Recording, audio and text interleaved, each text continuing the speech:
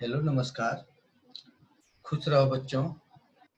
I am JVN doctor Shahnawaz Alam, assistant professor of Jyoti Vidyapeeth women's university जय। Today we discuss about most important concept of international economics. Today topic is regional and international trade. What is regional trade?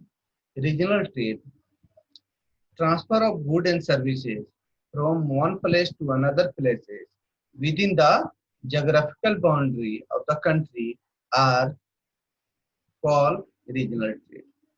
That further divided in two parts: real trade and wholesale trade. Retail trade is business activity associated with the sale of goods to the final consumer, the ultimate consumers. It is the link between wholesaler or manufacturer and the customer of the product. Typically, retailers sell goods in small quantities to consumer for personal, not for resale or businesses.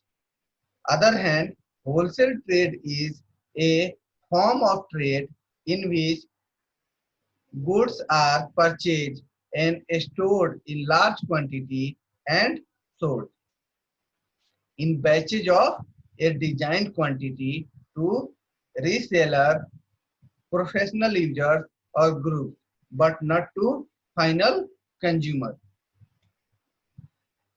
International trade. International trade describe and predicts pattern of production, trade, and investment across the country. That means the transfer of goods and services from one places to another places out of the country boundary, that is the international trade. It also look at the effect that trade has on both the level and distribution of income within and across countries.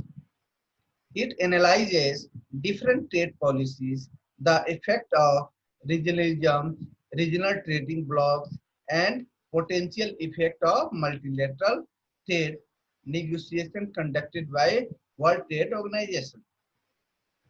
International finance examines the effect of finance flow between the country. It looks at the effect of such flow on the balance of payment and exchange rate. It also evaluates the implication of different exchange rate regime and consider the appropriate role of international institutions such as International Monetary Fund, IMF. A student of international economics can make use to skills and tools of learn a wide range of career paths such as journalism, consultancy, government agency, and international institution, while at the same time enjoying the ability to make sense some of most important complex issue of our time. There are three components involved in international trade: export, import, and interports.